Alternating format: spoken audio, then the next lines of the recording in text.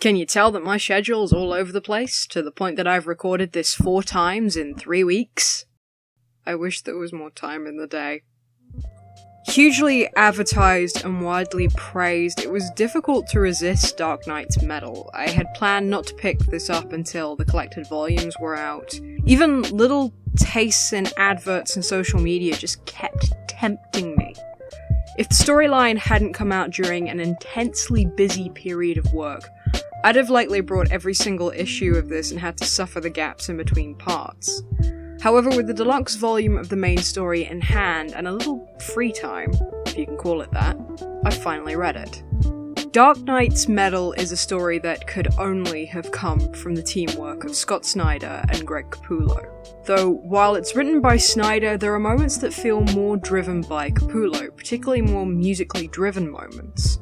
However, this being mixed with Snyder's horror inclinations, this could be considered the ultimate collaboration between the two. A mixture of otherworldly horror from another dimension, twisted versions of Batman and the Justice League, all blended together with hard rock iconography, a guitar-playing Robin and Superboy, complete with Alfred on drums.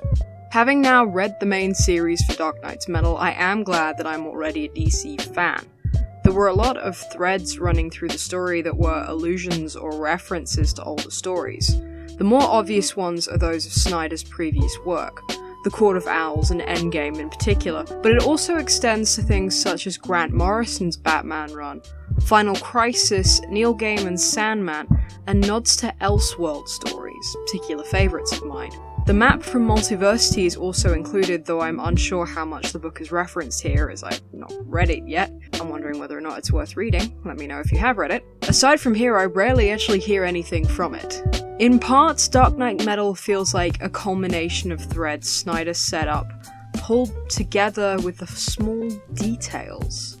So the story at least feels as though it has a purpose, not just something thrown together for 2 celebrated creators. It flows well, and while there are some convolutions or almost Deus Ex Machina moments, it's still a very enjoyable read. While the event was largely promoted as a Batman story, Batman comes off as more of a MacGuffin than the story's hero.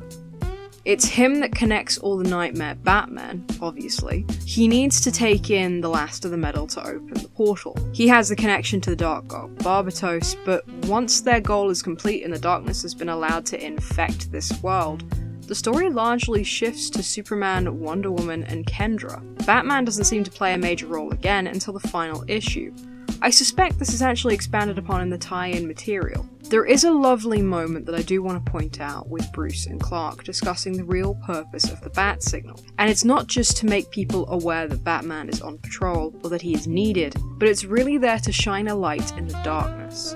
It's a lovely moment at a bleak point of the story. There are a few moments in earlier issues where the editors seem to want to butt into the story.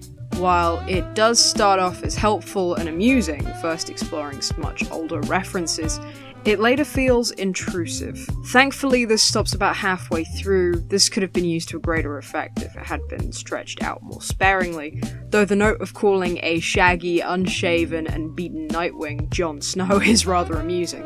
These comedic editor notes, as well as the occasional joke, does lighten the tone at times. Whether or not this is a good thing will depend largely on your own perspective and expectations.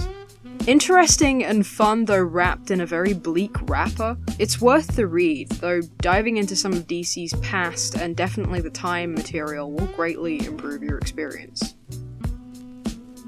And I'm glad I got to talk about this because Snyder and Capullo just sort of announced, well, it's been announced for a while, but it's coming out really soon, of Batman Last Night on Earth as like their conclusion to everything, and I'm really looking forward to that, so I'm going to have to pre-order those in, which I rarely do. I don't tend to pre-order events or anything, just because that's the point where I'm most anxious to read the next bit, and then I end up not reading the rest of it because I get bored waiting.